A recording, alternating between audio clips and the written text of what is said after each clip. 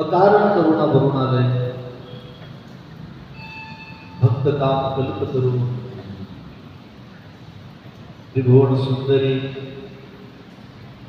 राजराजेश्वरी आदिशक्ती जगदंबा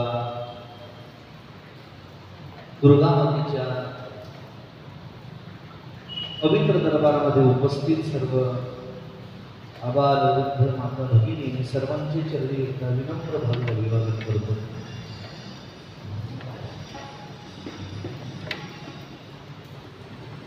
शारदीय नवरात्रोत्सवाच्या पावन पर्वावर विगत सांस्कृतिक मंडळ आणि दुर्गोत्सव मंडळाच्या माध्यमातून जगदंबेच्या दरबारामध्ये संपन्न होणारा हा भक्ती उत्सव आणि या भक्ती उत्सवाच्या तिसऱ्या दिवसाच्या चिंतन सेवेमध्ये आपण उपस्थित आहोत. काल आपण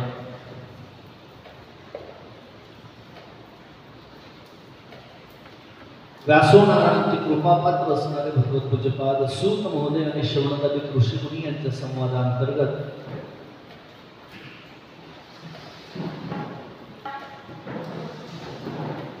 सर्व देवलोक शक्तीच्या माध्यमातून हे कार्य करत असतात.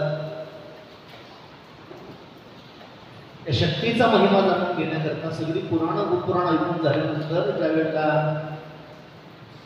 या भगवतीचा महिमा श्रवण करण्याकरता उद्युक्त झाले, पण त्यावेळेला 6 प्रश्न शौनक आणि सूत महोदयांना विचारले. त्या 6 प्रश्नांचं आपण काल चिंतन केलं. ग्रंथाची फलश्रुती जाणून घेतली. या ग्रंथाचं नेमकं प्रयोजन काय आहे, त्याचा अनुबंध चतुष्टय आपण जाणून घेतला. कुठल्याही ग्रंथात प्रवेश करत असताना आधी अनुबंध चतुष्टयाचा विचार करावा लागतो. अधिकारी, विषय, प्रयोजन आणि संबंध या चौघांना मिळून अनुबंध चतुष्टय म्हणतात. आपण या ग्रंथाचा अनुबंध चतुष्टय जाणून घेतला. ग्रंथाची फलश्रुती जाणून घेतली. शास्त्रकार म्हणतात कलिष्यन्ति विनायको. इतर देवतांचं जर आपण चिंतन केलं तर अन्य देवतांच्या चिंतनाने, अन्य देवतांच्या पूजनाने, अर्चनेने, उपासनेने, साधनेने एकतर भक्ती प्राप्ती होते किंवा मुक्तीचीच प्राप्ती होते. भोग मिळतील नाहीतर मोक्ष मिळेल. पण कलिष्यन्ति विनायको, गणपती बाप्पा आणि चंडी अर्थात ही त्रिभुवन सुंदरी राजराजेश्वरी जगदंबा आदिशक्ती भवानी परांबा महामाया दुर्गा माता शक्ती हिची जर उपासना केली तर हिच्या उपासनेने माणसाला भोगही प्राप्त होतो आणि मोक्षही प्राप्त होतो. अर्थात अर्थ आणि मोक्ष या दोन्ही पुरुषार्थांची प्राप्ती या जगदंबेच्या साधनेच्या माध्यमातून प्राप्त होते. त्या संदर्भाने आपण शांतीब्रह्म एकनाथ महाराजांच्या चरित्राचा विचार केलाय. एकनाथ महाराज हे एकवीरेचे उपासक, त्यांची कुलदैवतच एकविरा माता आणि एकविरा मातेच्या पूजनेने, साधनेने त्यांना भोग मोक्ष दोन्ही आपल्या जीवनामध्ये प्राप्त झाले. आणि ही जगदंबा हे दोन्ही देणारी आहे. त्यानंतर सूत महोदयांनी शौनकादी ऋषिमुनींना या ग्रंथाचं श्रवण याच्या आधी कुणी कुणी केलंय ते सांगत असताना सूतमुनी शौनकांना म्हणतात की हा ग्रंथ सुरुवातीला याचं चिंतन जे आहे, या जगदंबेची उपासना आहे, या ग्रंथाचं जे श्रवण आहे ते वसुदेवांनी नारद मुनींच्या मुखारविंदातून केलं. त्याची पूर्व पिटिका जाणून घेत असताना भगवंताच्या समंतकपणीच्या चोरीचा आड जो भगवान परमात्मा झाला, त्या समंतकपणीच्या चोरीच्या आडात परिमार्जन करण्याकरता भगवान परमात्मा जे अरण्यात गेले. वृक्षाला जांभवंताकडून भगवान परमात्मा तो मणी आणला आणि भगवंताला जाऊन 27 दिवस झाले तरी भगवान कसे परत येत नाही याकरता 12 दिवस त्यावेळेला परमात्म्याला झाले होते. 27 दिवस युद्ध चाललेलं आणि अजून द्वारकाधीश कसे परत येत नाही चिंता क्रांत असताना नारद मुनी द्वारकेत आले. आपल्या अंतःकरणातलं सगळं दुःख वसुदेवांनी नारदांना सांगितलं. नारद मुनींनी या जगदंबेचा महिमा आपण गावा, या जगदंबेची उपासना करावी याकरता या देवी भागवत महात्म्याची कथा, श्री शक्तीची कथा आपण तिची अर्चना उपासना करा म्हणून नारद मुनींनी वसुदेवांना त्या देवीचा महिमा सांगितला. परिणाम असा झाला त्या कथेचं फलस्वरूप असं मिळालं की जगदंबेची ही कथा श्रवण झाल्यानंतर त्याच्या सांगतीच्या वेळेस भगवान परमात्मा तो सेमंतक म्हणे आणि जांबुवतीला घेऊन द्वारकेमध्ये पुन्हा परत आले आणि नारद मुनींनी वसुदेवांना ह्या व्रताचा विधी सांगितला, ही कथा सांगितली. त्यानंतर सूत महोदयांना शौनकादिक ऋषीमुनींनी प्रश्न केला की ही कथा फक्त नारद मुनींनीच वसुदेवांना सांगितली का, म्हणजे वसुदेवांनीच ही कथा ऐकली का याच्या आधी सुद्धा किंवा याच्या नंतर सुद्धा ही कथा कोणी श्रवण केली. तर सूत महोदयांना आठवण झाली भगवान अगस्त्य मुनी आणि त्यांची पत्नी लोपामुद्रा यांनी कार्तिकेय स्वामींकडून ही कथा श्रवण केली, म्हणजे करणार आहेत. इथपर्यंत आपण कालच्या सत्रात पाहिलं. कोणी म्हणणार काल झालं ना आता कसं काय रिक्या, ते तुम्ही सिरियल पाहतात ना, ऐकूयाच घेणार मागे ते सिरियल मध्ये 2 मिनिटाचा रिकॅप दाखवला जातो. रिकॅप कशा करता असतो रिकॅप, म्हणजे त्या सिरियल वाल्यांना सांगायचं असतं की समजा एखादी मावशी नसेल, एखादी ताई नसेल सिरियलला, एखाद दिवशी गॅप झाला असेल आणि त्यांना लिंक लागावी कळावं याकरता तो रिकॅप असतो की ताई तुम्ही काल नव्हत्या पण काल कथेत असं असं झालंय आणि इथून पुढे आता तसं, इथून पुढे आता जगदंबा माता की जय. त्यात झालं असं आधीच तुम्हाला जगदंबेच्या उपासनेची हौस आणि त्याच्या सुरुवातीची आवडत जगदंबा माता की अशी कुठली तरी एक वेळ आपण सांभाळू. आता तांत्रिक अडचणी आहेत तरी मंडळीने व्यवस्था केलीच आहे. अगस्त्य मुनी ऐका, नैमिषारण्याची भूमी आहे आणि त्या नैमिषारण्याच्या पावनभूमीमध्ये शौनकादिक ऋषीमुनी सूत महोदयांच्या मुखारविंदातून या जगदंबेचा महिमा ऐकत असताना या जगदंबेची कथा याच्या आधी कुणी श्रवण केली हे विचारल्यानंतर सूत महोदयांनी सांगितलं की ही कथा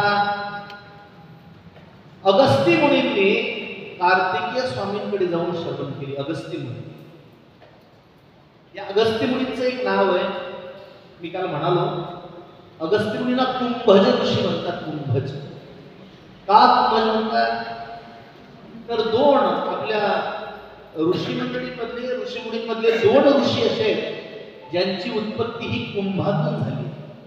त्यातले एक आहे महाराज अगस्त्य आणि दुसरे आहे वशिष्ठ. भगवान रामरायाचे सूर्यवंशाचे जे कुलगुरू आहेत ते वशिष्ठ हे सुद्धा कुंभज आहेत. कुंभज ज म्हणजे जन्म जायते, जन्माला येणे, जे कुंभापासून जन्माला आले ते कुंभज ऋषी. त्यांचं दुसरं एक नाव आहे घटोद्भव, घट उद्भव, घट अधिक उद्भव. घट म्हणजे मडकं, कुंभ, आणि उद्भव म्हणजे त्याच्यातून प्रकट झालेले, जन्माला आलेले, असे घटोद्भव, कुंभज, अगस्ती अशी त्यांची 3 नावं आहेत. काही लोक संशय घेतात, ते म्हणतात घटातून कुठे मुलं जन्माला येतात आणि घटातून कुठे ऋषींचा जन्म होऊ शकतो का.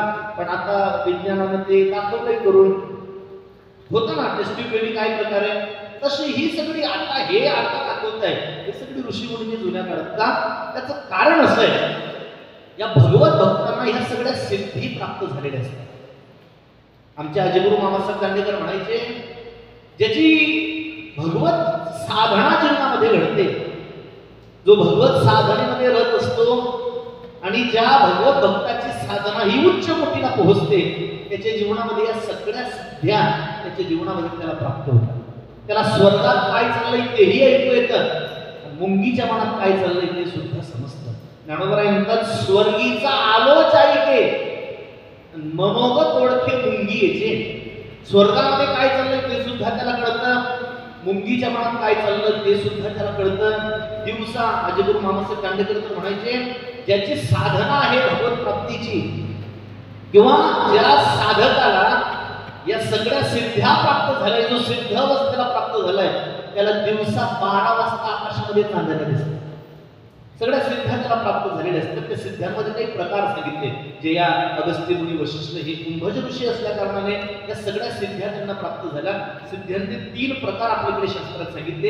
एक आहे क्षुद्र सिद्धी, दुसरी आहे मध्य सिद्धी आणि तिसरी आहे महासिद्धी. पहिली आहे क्षुद्र सिद्धी. या क्षुद्र सिद्धीमध्ये पुन्हा 3 प्रकार पडतात. एक दूरदर्शन सिद्धी, दुसरी दूरश्रवण सिद्धी आणि तिसरी दूरस्पर्श सिद्धी. पहिली आहे दूरदर्शन सिद्धी. दूरदर्शन म्हणजे आपल्या घरामध्ये जे लावलेलं असतं टीव्ही, ते दूरदर्शन नाही. दूरदर्शन म्हणजे वस्तू किती जरी लांब असू द्या पण कितीही लांब असणारं चालू असणारं दृश्य इथं बसून पाहता येणं. किती लांबचं दृश्य आपल्याला इथं बसून दिसणं याला दूरदर्शन सिद्धी म्हणतात. महाभारतामध्ये ही सिद्धी प्राप्त होती कुणाला? संजय. आणि म्हणून तर हस्तिनापुरात बसून कुरुक्षेत्रावर काय चाललंय तो पाहत होता, ऐकत होता आणि धृतराष्ट्राला जसं तसं सांगत होता. ही दूरदर्शन आणि दूरश्रवण सिद्धी. लांबचं ऐकू येणं दूरश्रवण सिद्धी, लांबचं दिसणं दूरदर्शन सिद्धी आणि तिसरी आहे दूरस्पर्श सिद्धी. कशाला म्हणतात दूरस्पर्श सिद्धी? तर वस्तू कितीही लांब असू द्या पण कितीही लांब असणाऱ्या वस्तूला इथून स्पर्श करता येणं याला दूरस्पर्श सिद्धी म्हणतात. उदाहरण सांगतो. दूरस्पर्श सिद्धी करतात संप्रदायात ज्या वेळेला जगद्गुरु तुकोबारायांचा अवतार देहूत झाला त्यावेळेला संपूर्ण महाराष्ट्रामध्ये भागाभागामध्ये काही संत उत्तीर्ण झाले. बीड जिल्ह्यामध्ये, मराठवाड्यात बीड जिल्ह्यात आष्टी नावाचा तालुका आहे. त्या आष्टी नावाच्या तालुक्यामध्ये वहिरे नावाचं गाव आहे. तिथं मुस्लिम समाजामध्ये एक संत जन्माला आले. त्यांचं नाव शेख मोहम्मद महाराज. शेख मोहम्मद महाराज नाव त्यांचं. त्यांच्या जन्माची अशी विचित्र कथा आहे. मोठे झाले एक दिवशी त्यांच्या वडिलांनी त्यांच्या हातात बकरा दिला, सुरा दिला आणि सांगितलं कुर्बानी करून आणायची. लक्ष द्या, मी दूरस्पर्श सिद्धी करता सांगतो. या सिद्ध्या या ऋषीमुनींना प्राप्त असतात. वडिलांनी सांगितलं कुर्बानी करून आणायची. कुर्बानी काय माहित नव्हतं, कशाला कुर्बानी म्हणतात काहीच माहित नाही. वडिलांनी सगळं समजावून सांगितलं. गेले गावाच्या बाहेर शेतामध्ये एका झाडाला त्यांनी दोरीने तो बकरा बांधला आणि वडिलांनी घरून दिलेला जो सुरा होता त्या सुऱ्याला धार लावत असताना शेख मोहम्मद महाराजांचं लक्ष केलं बकऱ्याकडे. तो बकरा रडत होता. शेख मोहम्मद महाराजांनी विचार केला मी आता या बकऱ्याची मान कापणार आहे. कदाचित हे बकऱ्याला कळालं असं म्हणून रडत नसेल ना. म्हणजे कापल्यानंतर दुखतं का हे जाणून घेण्याकरता शेख मोहम्मद महाराजांनी धार लावलेल्या सुऱ्याने आपली करंगडी कापली. जशी करंगडी कापली घाडघाड घाडघाड त्याची धार सुरू झाली. आकांत होत आता वेदना झाल्या आणि शेख मोहम्मद महाराजांचं संतत्व जागृत झालं. भूतदया काही पशुचे पालन नाही द्यायचे पण म्हणा किंवा भूतांची दया हे भांडवल संता आपुली ममता दाही नाही देही. भूतांविषयी दया होतं म्हणजे स्मशानातली नाही, प्राणांविषयी सगळ्यांविषयी दया अंतःकरणामध्ये संतत्व जागृत झालं. शेख मोहम्मद महाराज विचार करतात मी एवढीशी करंगडी कापली तर मला इतक्या वेदना झाल्या, मी या बकऱ्याची संपूर्ण मान कापणार आहे, त्याला किती त्रास होईल. आणि म्हणून त्याचा तो त्रास, ते आगामी दुःख त्याचं पाहुलं गेलं नाही म्हणून त्यांनी सुरा फेकून दिला, बकरा सोडून दिला. रिकाम्या हाताने घरी गेले. वडिलांनी विचारलं अरे बकरा कुठे, कुर्बानी कुठे आहे? शेख मोहम्मद महाराजांनी हात जोडले आणि हात जोडून शेख मोहम्मद महाराज म्हटले बाबा बाबा अहो मी थोडीशी करंगडी कापली माझी तर मला इतक्या वेदना झाल्या, मी त्या बकऱ्याची संपूर्ण मान कापणार होतो, त्याला किती त्रास झाला असता. आणि म्हणून बाबा त्याचं दुःख काही माझ्याने पाहुलं गेलं नाही म्हणून मला जमलं नाही, मी बकरा सोडून तिला माफ करा, मी वाटेल ते काम करेल, तुम्ही सांगाल ते काम करेल मी, पण मला हे कृत्य हे काम जमणार नाही. बापाने लाथ मारली, घराच्या बाहेर काढून दिलं.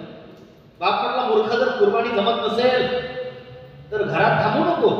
शेख मोहम्मद महाराज निघाले. वडिलांनी घराच्या बाहेर काढून दिलाय. घरातून जे निघाले जो भेटेल त्याला विनवणी करायची, मला तुमच्या धर्मात घ्यावं, मला तुमच्या संप्रदायात घ्यावं. पण 400-450 वर्षापूर्वीचा तो कट्टर सनातन पंथी काळ त्या काळामध्ये शेख मोहम्मद महाराजांना कुणीच आपल्या संप्रदायात आपल्या पंथात घेतलं नाही. फिरता फिरता फिरता शेख मोहम्मद महाराज नगर जिल्ह्यामध्ये गेले, श्रीगोंद्याला. नगर जिल्ह्यात श्रीगोंदा तालुका आहे. त्या श्रीगोंद्याला एका भगवत भक्ताची आणि त्यांची भेट झाली. ज्या संतांची भेट झाली त्यांचं नाव होतं चांगा बोधले महाराज. चांगा बोधले महाराजांच्या चरणी शेख मोहम्मद महाराजांनी मस्तक टेकवलं, हात जोडले आणि विनवणी केली. सांगितलं, महाराज तुमच्या धर्मामध्ये मला कुणी घेत नाहीये. वडिलांनी तर घराच्या बाहेर काढून दिलंय, उद्धाराची तळमळ आहे. तुमच्या धर्मात नको का घेईना, पण माझा उद्धार होईल असं काहीतरी साधन मला सांगा जेणेकरून माझा उद्धार होईल. शेख मोहम्मद महाराजांना चांगा बोधले महाराजांनी एकच मार्ग सांगितला. ते म्हणले, आमच्या संप्रदायामध्ये एक मार्ग असा आहे, कुणी या, लहान या अथवा थोर या, कुणी या, स्त्री असू द्या नाहीतर पुरुष असू द्या, या रे लहान थोर याती भलत्या नाविणार, करावा विचार न लगे, करावी चिंता न लगे. अर्थात चिंता करावी न लगे, कवनासे विचार करावा न लगे, फक्त चिंतन करणे लगे. करावा विचार न लगे, चिंता कवनासी, कुणी या आणि परमात्म्याचे चिंतन करा. सकळांशी येते आहे अधिकार, कलियुगी उद्धार हरीच्या नावे. परमात्म्याचं चिंतन करा. ते म्हटलं, महाराज पण मी कसाही आहे. सांगा बोधले महाराज म्हणते, प्रभू चिंतन करणारा कसाही असला तरी चालतो आणि कसाही असला तरी चालतो. कसाही असू द्या नाहीतर कसाही असू द्या, परमात्मा त्याचा स्वीकार केल्याशिवाय राहत नाही. मंत्र दिला, उपदेश दिला, नामचिंतन करू लागले.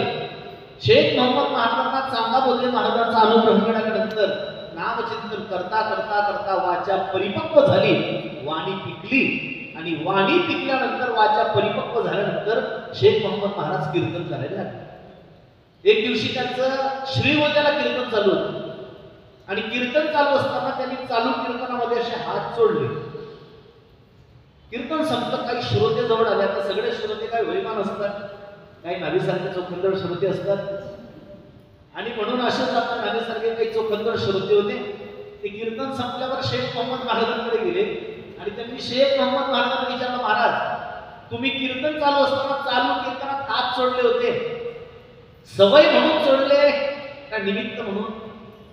शेख मोहम्मद महाराज म्हटले, सवय वगैरे नाही मला. म्हणजे काही काही कीर्तनकारांना सवय असते.